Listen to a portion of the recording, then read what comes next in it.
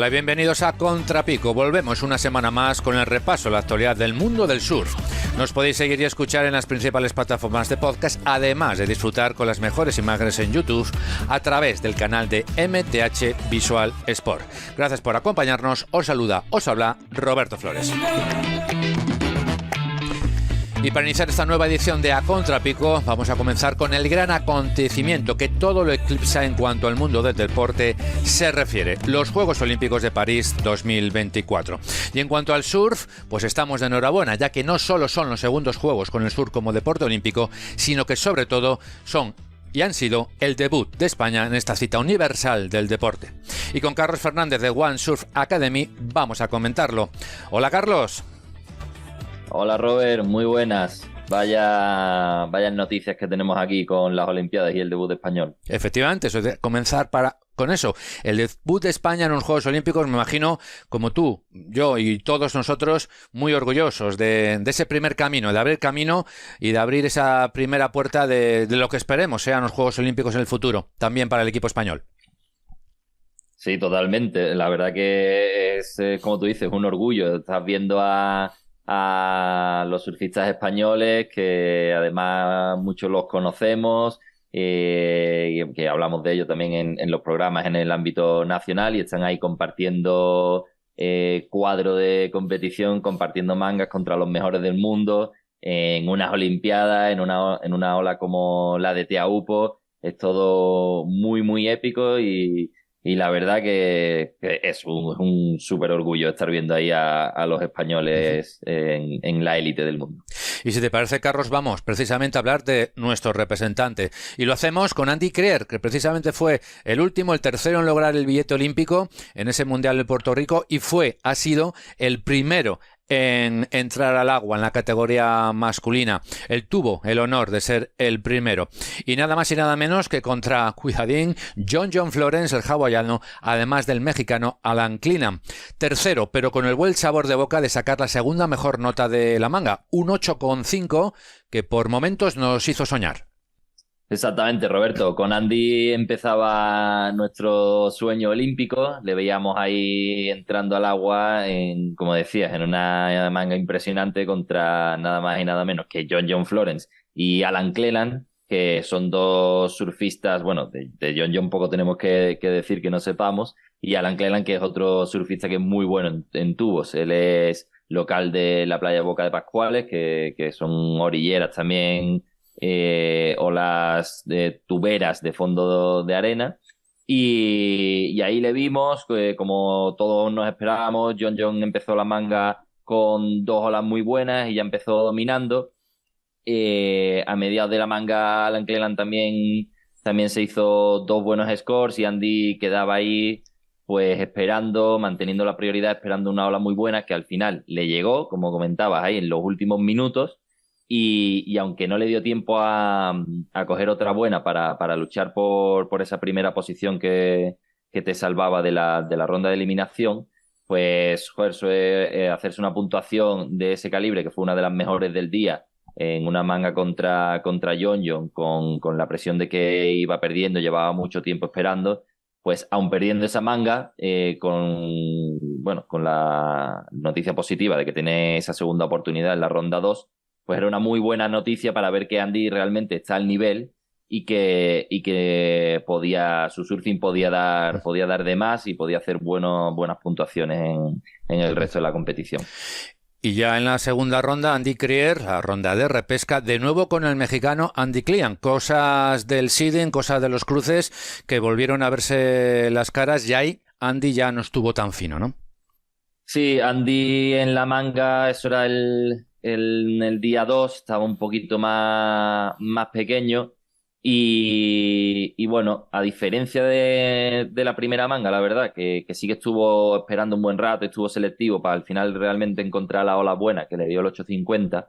En esta segunda ronda lo vi un poco más impaciente, y al final tuvo, yo creo, lo que desde mi punto de vista son un par de errores de prioridad, que se tiró en las olas que no tenían demasiado potencial, y eso pues acabó generando que Andy estuviese en el lado contrario de la rotación y de las series en ese día, ¿no? Cada vez que venían series buenas, pues tenía la prioridad a Alan Cleland y al final acabó convirtiendo esas olas en scores buenos y Andy pues no tuvo la oportunidad de cogerse una buena para poder pasarlo. Y la verdad que una pena, porque al final fue más que por surfing, pues que no tuvo la oportunidad de estar en las mejores olas de la manga para realmente demostrar su surfing y poder luchar para pasar esa ronda. Así que ahí perdíamos a Andy, una pena, pero bueno, ya llegar hasta ahí y esa actuación que hizo en la primera manga, yo creo que es para que él mismo esté muy orgulloso de su actuación y que nosotros como público y como españoles pues lo aplaudamos. Uh-huh. Y tras Andy finalizar la primera ronda masculina, llegó el turno para Yanire González Echavarri. Nada que reprocharla en su debut con 19 años, ni en la primera ronda ni en la segunda. Hizo lo que pudo y tiene que sentirse igualmente orgullosa. Exactamente, estamos hablando de lo mismo. Al final, solo con haber conseguido clasificarse y estar en unos Juegos Olímpicos en Teahupo con las mejores surfistas del mundo, ya es razón suficiente como para estar muy, muy orgulloso. Y bueno, estuvo ahí peleándolo en su manga, que también tenía una manga complicada contra la local Vagine Fiero, que bueno, fue una manga un poco complicada, no estaban consiguiendo buenas puntuaciones ninguna de las tres surfistas hasta que, bueno, pues como era lo más normal, Vagine con el conocimiento de la ola, pues acabó encontrando un par de olitas de puntuaciones medias. Y mientras que Sol Aguirre y Yanire pues no habían encontrado las buenas. Le vimos ahí a Yanire en un par de ellas intentando frenarse con buena posición, metiendo los dos brazos en el agua para intentar disminuir la velocidad y entrar dentro del tubo, pero quizás la zona donde Yanire se había puesto de pie pues no era la adecuada. Al final todo el mundo está hablando de eso, ¿no? Que Teahupo, aun siendo una ola de tubo y para la gente que es experta en tubos, al final lo que más cuenta es el conocimiento que tengas de la ola para precisamente pues dónde sentarte, por dónde entrarle y así encontrar las mejores posiciones para hacerte los mejores tubos. Yanire, además de lo jovencita que es, tampoco tuvo tanto tiempo para dedicarle y para entrenar en Teahupo. Y yo creo que eso al final pues complica mucho las cosas. Y tras Yanire, pues llegó el turno para Nadia Erostarbe, que se estrenaba en la manga séptima de la primera ronda femenina. Y lo solventó de maravilla, Carlos, primera y con un score de 8.33 que nos da muchas esperanzas de cara a la tercera ronda que está por venir. Sí, ya aquí Nadia quizás tenía una manga un poco más sencilla en comparación a Andy y a Yanire. Pero mucho más lejos de eso, Nadia hizo la actuación que tenía que hacer, se le ve motivada, se le ve haciéndose muy buenas olas en las sesiones de entrenamiento y yo creo que Nadia lo tiene bastante claro, quiere darle, no la vimos echarse para atrás en las olas que se tenía que tirar donde estaba colocada en su manga. Y al final pues consiguió también una de las mejores notas del día con un 8.33. Y eso pues al final hizo que consiguiese el objetivo de pasar primera, que es una victoria súper importante, aunque no se hubiese quedado eliminada, quedando en segunda o tercera posición, porque como ya sabemos teníamos la segunda ronda, que esa ya era la ronda de eliminación, pero muy importante pasar directamente a ronda 3, saltar esa ronda, colocarse ya en octavos de final. Y la verdad que Nadia, pues yo creo que no puede tener un mejor comienzo de estas Olimpiadas. Y en general, Carlos, en este primer resumen que vamos a hacer en el día de hoy en el Contrapico, en líneas generales, ¿cómo fueron tus sensaciones en estos 2 primeros días de competición en Teahupo? Bueno, yo creo que los 2 primeros días de competición han estado súper bien. Quizás nos hubiese gustado ver un Teahupo un poco más potente, ¿no? Ver un Teahupo clásico.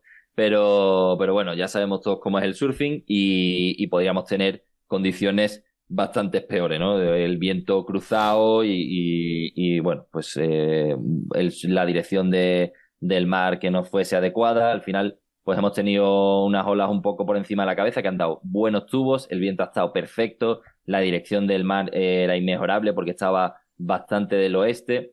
Y eso hace que las olas se concentren bien en lo que le llaman el West Bowl, que es donde realmente ahuecan y salen los tubos anchos. Y en cuanto a las condiciones, yo creo que han estado muy bien. El segundo día quizás un poquito más pequeño de la cuenta, pero las olas han sido preciosas y se han visto buenos tubos. Los surfistas y las surfistas han hecho unas mangas espectaculares. Y yo creo que los 2 primeros días han sido de muy buena calidad. Pues no te vayas, Carlos, porque volveremos en el día de hoy a contar contigo, porque horas antes de iniciarse los Juegos Olímpicos, el equipo español junior lograba una gesta, lograba revalidar el título de campeón de Europa en Portugal, en Santa Cruz, y eso no lo podemos pasar por alto.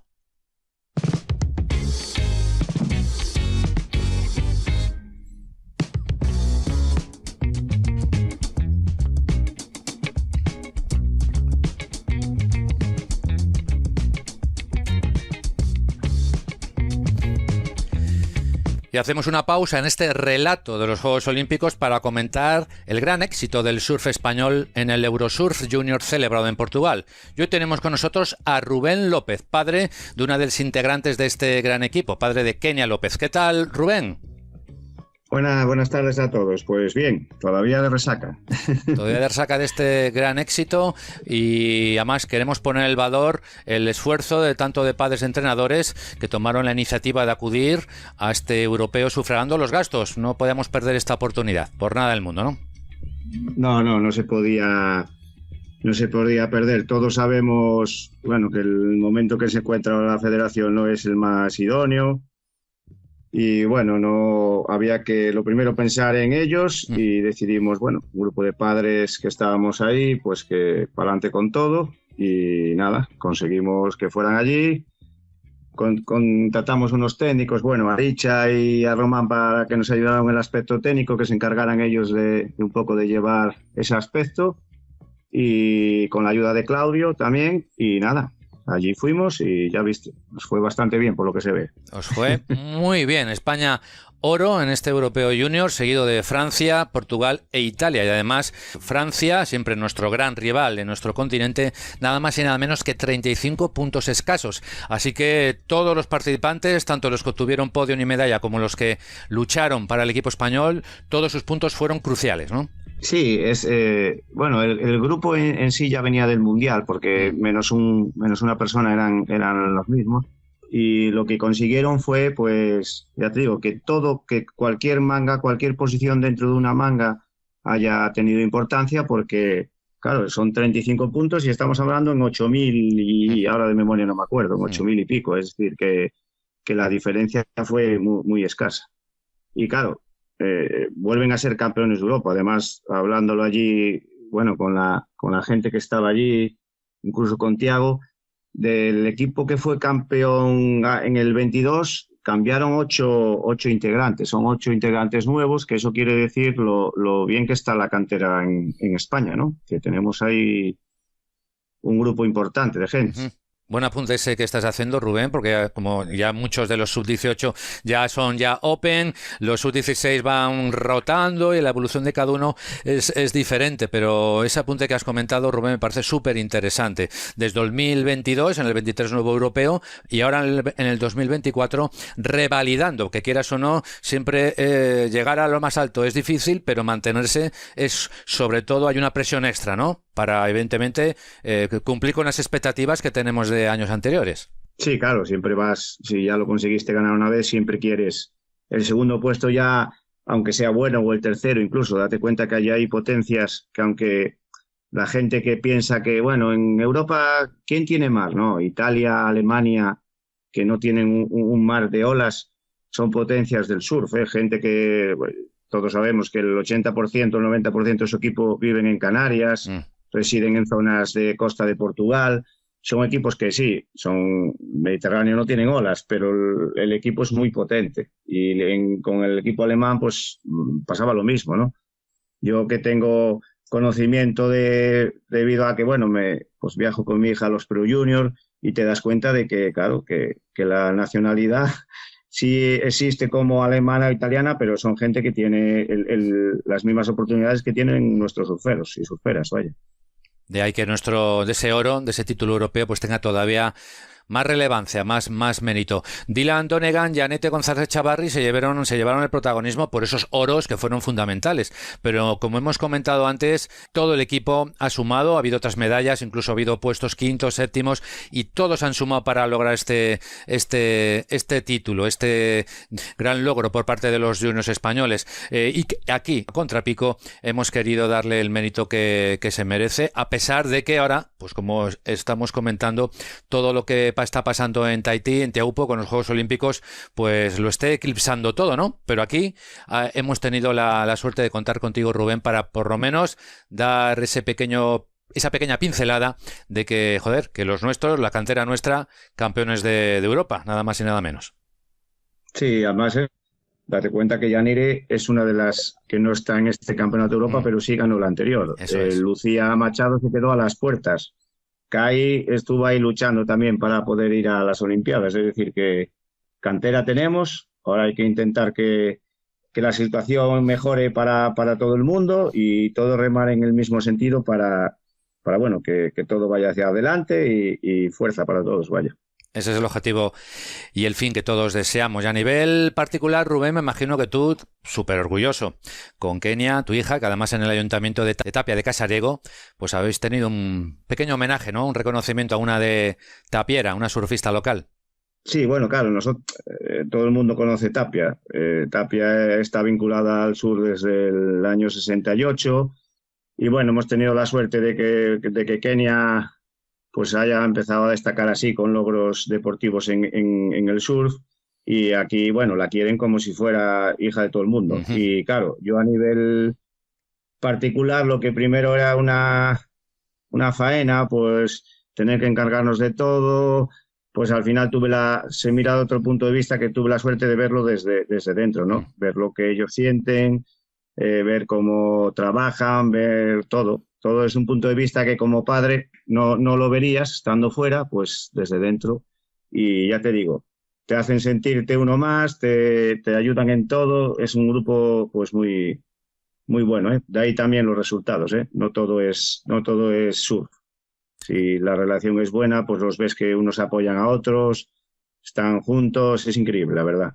Pues Rubén López, felicidades y enhorabuena por la parte que te toca y a todos nosotros en general también hemos de darnos la enhorabuena por tener ese relevo en los juniors, en la cantera española de cara, pues fíjate, estamos ya en unos Juegos Olímpicos con 3 representantes y el futuro yo creo que todavía está por escribir, pero que estamos haciendo buenas líneas, unas buenas primeras líneas para una historia prometedora. Rubén, muchas gracias y enhorabuena a todo el equipo español en ese Eurosurf Junior celebrado en Portugal. Un abrazo.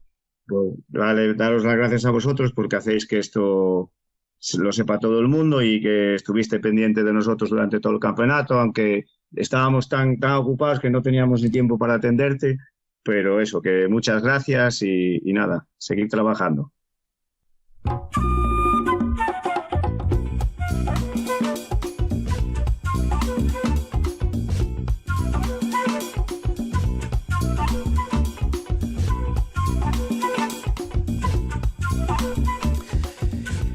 Volvemos a Tahití, volvemos a Teahupo'o aquí en este programa de A Contrapico y por supuesto tenemos que hablar de la tercera jornada y lo que viene por delante.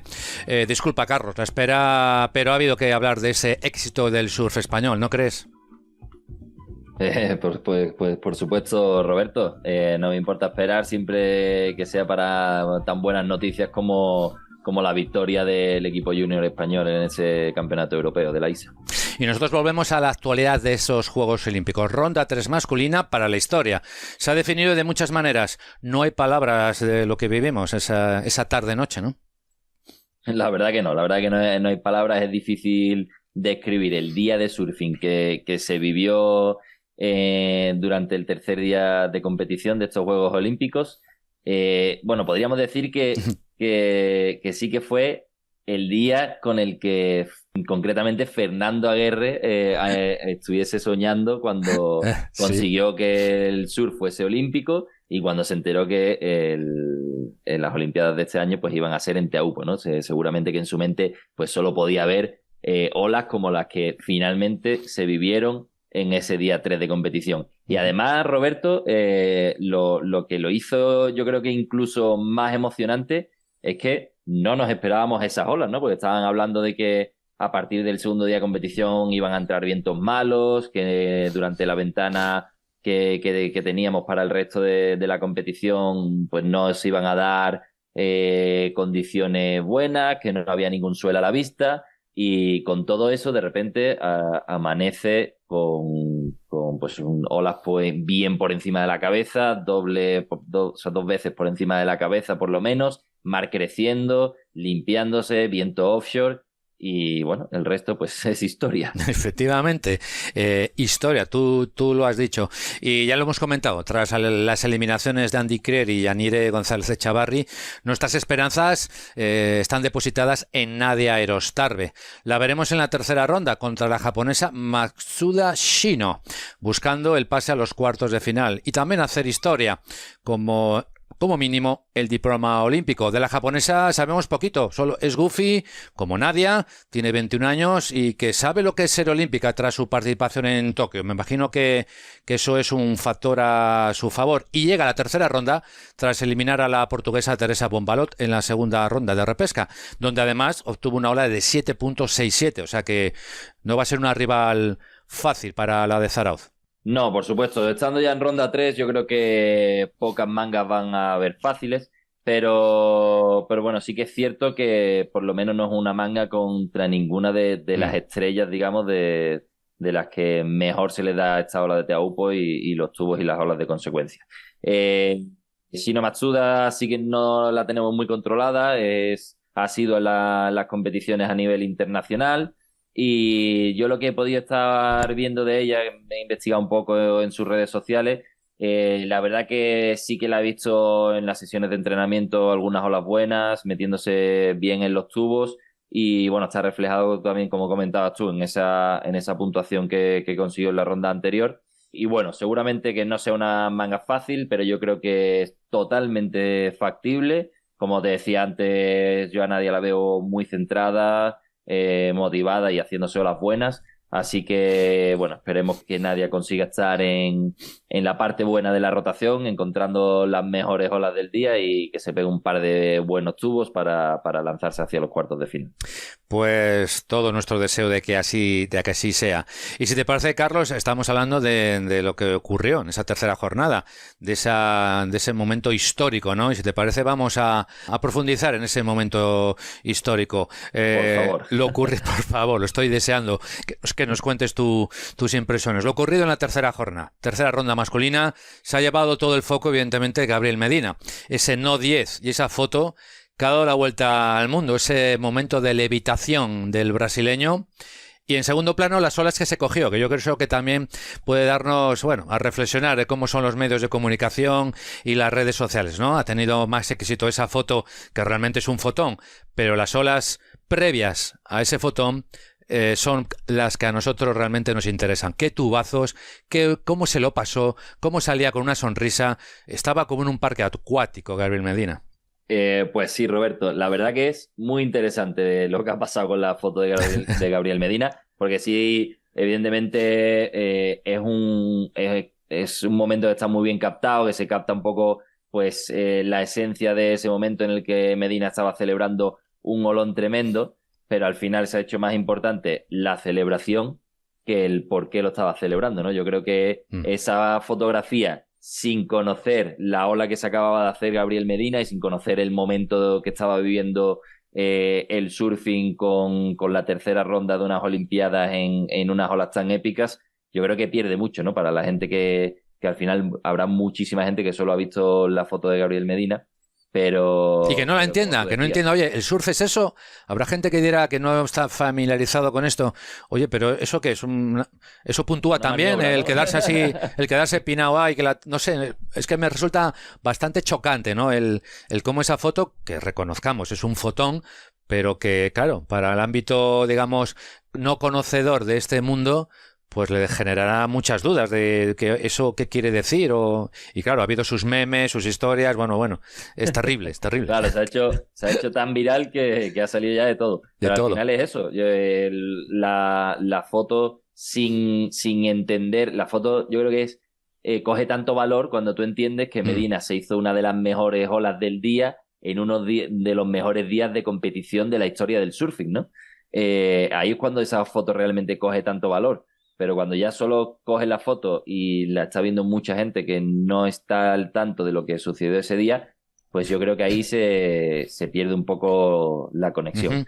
Pero bueno, vamos a lo que nos importa, que es como estabas hablando. Las olas que hubo ese día fueron totalmente absurdas. Yo hacía mucho tiempo que no alucinaba tanto viendo una competición de surfing y más siendo unas Olimpiadas. Y ese tubo previo a la foto de Medina fue totalmente increíble. Una de las cosas que hizo que fueran tan espectacular las olas que rompieron durante la tercera jornada es un poco la dirección que traía ese swell de casi 3 metros que estaban, creo, marcando las predicciones. Tenía una dirección muy del oeste que al final hace que se concentren mucho más abajo del reef las olas en ese West Bowl y eso lo hacen que sea una ola que descarga mucho, vacía mucho de abajo, se hace muy, muy hueca y tira todo el mar por delante. No es una ola convencional que se vaya levantando poco a poco y luego lance el tubo, ¿no? Y más en esa parte del arrecife, el mar se dobla de una manera bestial y, por ejemplo, este año ya habíamos visto en el CT condiciones muy buenas en Teahupo, que también se estaba hablando de que había sido un Teahupo que hacía mucho tiempo que no se veía, pero yo creo que ese cambio de dirección, esa diferencia en la dirección del mar en esta ronda de competición hizo que fuese mucho más emocionante, mucho más espectacular por la manera en que doblaban las olas, porque se notaba una agresividad que era tremendo ver a los surfistas descolgándose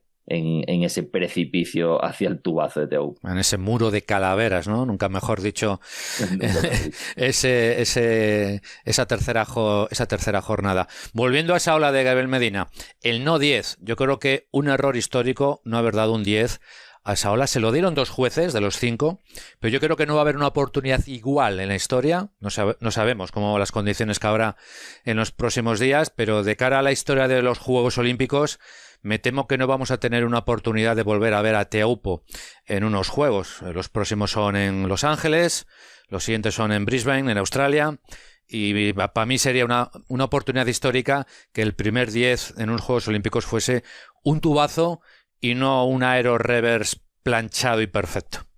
Pues estoy totalmente contigo, Roberto. La verdad que estamos muy lejos de tener otra oportunidad de que se vean unas rondas, una competición de los Juegos Olímpicos en unas condiciones como esas, porque hay muy pocos lugares en el mundo que sean capaces de lanzar olas como las que estamos comentando y que además cuadre que durante la competición pues lleguen esas olas y se hagan realidad, ¿no? Y el tubo de Medina, bueno, tú mismo me lo comentabas ahí cuando estábamos viendo el campeonato, que a lo mejor condicionados por ser unas Olimpiadas que se sabe que es muy complicado dar una nota de 10 puntos, pues se quedaron un poco abajo los jueces. No lo sé porque la ola para todos los que estuvimos viendo en ese momento fue un 10 muy, muy, muy claro. Clarísimo. Y aunque sea un 9,90, esa ola se nos quedará como un 10 porque era una de las olas más heavy del día y Medina se la bajó como mantequilla, bien profundo en el tubo y bueno, pues como son los 10, yo creo que no lo podría haber hecho mejor. Pero hubo otras mangas muy interesantes y muy disputadas. No hubo notas también increíbles. El francés Joan Duru, el brasileño Joao Chianca y otros más. Evidentemente son pros y saben surfear Teahupo cuando las condiciones están así, pues los mejores del mundo, ¿no? Pero ¿qué otras mangas, qué otros destacados positivamente puedes mencionar, Carlos, en esa tercera jornada que histórica, que ya lo estamos comentando? Pues mira, como destacados tengo que comentar que me sorprendió mucho la actuación de Alonso Correa, el peruano, que se pegó unas olas brutal compitiendo contra Jordi Smith, que es un veterano y tiene mucha experiencia en este tipo de olas. Y la verdad que no me esperaba, tampoco lo tenía muy controlado en este tipo de olas, pero me ha sorprendido mucho la actuación de Alonso Correa, ¿vale? Ahí quiero quiero darle esa mención que se merece después de su actuación. Y luego como mangas, que quizás viendo el cuadro que teníamos no eran las que más me llamaban la atención en su momento, pero tanto la manga 4, Joan Duru contra el mexicano Alan Cleland, y la manga 6, Joao Chianca contra Ramsey Bukian, fueron totalmente ridículas. Fueron un espectáculo de scores uno tras otro. Uno se hace un 8, el otro se hace un 8 y pico, uno se hace un 9, el otro está ahí detrás. Y fue una pasada ver esas mangas. Joan Duru concretamente, que se marcó 2 nueves. La verdad que Joan Duru pues no sorprende que se haga esa nota, porque ya sabemos que es un veterano y es un fuera de serie en los tubos, acostumbrado a surfear los tubos difíciles de Osegor, pero es que los 2 pedazos de 9 que se hizo en esta manga Joan Duru fueron ridículos. La facilidad con la que se mete dentro del tubo bien profundo y en todas las olas pasando por encima del fumble, que aunque parezca muy fácil si ves los vídeos, ves las fotos, esa espumita nada más que te toca las quillas te destruye, y Joan Duru lo pasa como si estuviese levitando, y eso la verdad que me sorprendió muchísimo. Fue una manga increíble, y la que se llevó la palma fue la de Joao Chianca y Ramsey Bukian, que bueno, a la vista están los resultados, ¿no? Mangaza. Joao Chianca acabó con 18 puntos y Ramsey 18-10 concretamente, Ramsey con 17-80. O sea, muy, muy, muy parejos. Y Joao Chianca, que lo vimos consiguiendo la última puntuación en una ola que bajaba con la cabeza por delante, súper descolgado, pero con toda la técnica impecable para meter el culo lo suficiente, quedarse en la línea lo suficientemente alta para ir por dentro del tubo, saliendo con un sifón tremendo. Y wow, la verdad que esa manga es la que se me quedará para el recuerdo, porque fue increíble. Una pena para Ramsey, porque se hizo también una de las mejores puntuaciones del día. O sea, incluso su puntuación es más alta que la de Gabriel Medina, y pues lamentablemente quedó eliminado en esa tercera ronda. Pero se puede llevar el recuerdo de haber hecho una de las mangas más históricas en plenas Olimpiadas. Eso por lo que respecta a lo positivo, pero hubo sorpresas del otro lado, las negativas, y no hace falta que te diga los nombres. Pues sí, teníamos ahí en la manga 2 a Felipe Toledo, que había hecho una buena actuación en el segundo día de competición, y lamentablemente Felipe no encontraba las olas. Tuvo una oportunidad buena en una que iba haciéndose un buen tubo, y al final justo el fumble le acabó arrebatando la puntuación, porque hacía que se cayese justo en el final, y le pasó por encima el japonés Reo Inaba, que viendo el resto de puntuaciones de todo el cuadro de la ronda 3, pues pasó con tan solo 6 puntos de cómputo total. Una manga que sí que fue un poco... estuvo con un nivel un poquillo más bajo de lo que vimos en el resto de la jornada. Otra de las decepciones importantes fue para el estadounidense Griffin Colapinto, que es muy bueno en este tipo de olas, pero se enfrentaba al local Kauli Bast, y eso hacía que se le pusiera la cosa muy complicada, porque Kauli, como te comentaba antes, tiene un conocimiento de la ola tremendo, y eso es, en mi opinión, de lo más importante para poder hacerse buenas mangas y buenas olas en Teaupo, ¿no? Conocer cuáles son las olas con la mejor dirección, dónde tienes que sentarte, y esa selección de ola para pegarte los buenos tubos, que Kauli pues supo aprovechar y acabó ganando por encima de Toledo. Y por último, Roberto, el gran bajón. El gran bajón, exactamente, porque yo creo que todo el mundo que estábamos viendo en ese momento el campeonato... ¿Cómo iba la cosa? Iba más, y de repente, boom, John Florence nos dio el bajonazo de la noche. Exactamente, veíamos cómo iban viniendo las mangas y las puntuaciones, y se nos quedaba ahí la manga de John contra Jack Robinson, que son 2 fueras de series en este tipo de olas. Probablemente de los mejores del mundo en tubos, y por supuesto en Teaupo, y de repente se quedó una manga con puntuaciones bajitas. John no consiguió encontrar prácticamente olas. Jack Robinson pues al final encontró 2 puntuaciones medias que nos quedamos con un sabor de boca un poco amargo porque lo que esperábamos que fuese la manga ya explosiva para poner la guinda al pastel, pues al final se quedó un poco sosa, ¿no? Empezaron ahí muy bien con una serie muy grande que cogieron uno detrás de otro las 2 primeras olas, pero yo creo que estaban tan concienciados de que tenían que hacer puntuaciones muy altas para conseguir ganar la manga, que se presionaron demasiado. Yo creo que se quisieron meter demasiado profundo en los tubos y acabaron sin conseguir la salida ninguno de los dos, y eso ya empezó a ralentizar un poco la manga, y como te comentaba, pues Jack Robinson sí que conseguía 2 scores medios y pasaba por encima de Jeongeon en una manga que sinceramente dejó mucho que desear. Ay, seguramente lo recordemos. Pues Carlos, y antes de terminar, es difícil, estamos en unos Juegos Olímpicos y estamos viendo de todo. ¿Hay favoritos o esto está más abierto que nunca? Bueno, yo creo que sí que hay favoritos. También dependerá mucho de las condiciones que tengamos durante el resto de la competición, porque si fuesen todos los días como el que estábamos comentando ahora, pues sí que podría haber más sorpresas, pero si las condiciones se ponen un poquito más complicadas, los surfistas que realmente tengan mucha experiencia en tubos y sean muy técnicos o tengan mucho conocimiento de la ola, como es el caso de Kaoli Bast, pues yo creo que van a tener mucha ventaja, ¿no? Y bueno, yo creo que aquí mi opinión, te puedo hablar de 3 favoritos para las medallas, que van a ser Kaoli, Medina y Jack Robinson. Buena apuesta esa. Tomo nota, Carlos. ¿Y en chicas tienes alguna una favorita o eso sí que está ya muy difícil de definir?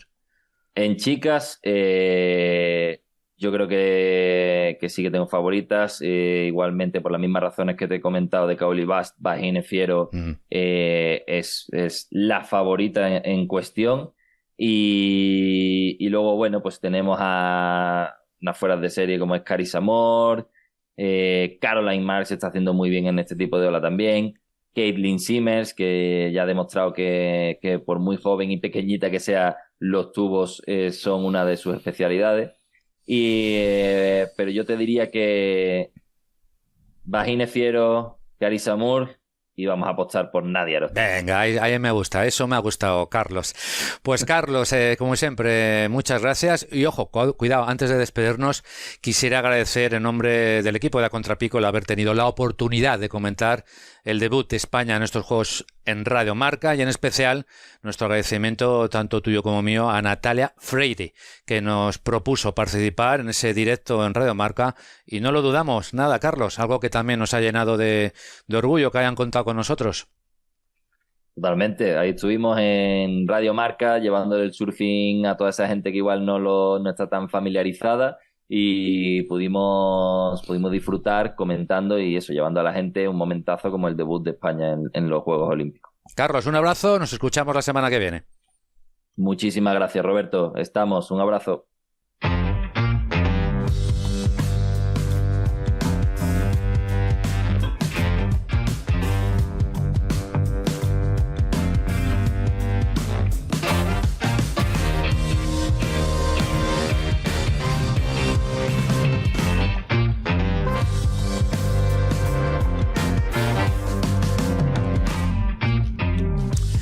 Pues esto ha sido todo en A Contrapico. Gracias por la escucha, y aprovecho también para agradeceros los mensajes que nos hacéis llegar de apoyo al trabajo que estamos realizando. Nos despedimos tras haber puesto en valor el título de campeones de Europa en el Eurosurf Junior del equipo español y el siempre impecable análisis de Carlos Fernández, esta vez sobre lo que está pasando en Tahití, sede de los Juegos Olímpicos de París 2024. Os esperamos la próxima semana, donde de nuevo os traeremos la actualidad más destacada del surf. Síguenos en Instagram y en YouTube. Esto ha sido A Contrapico.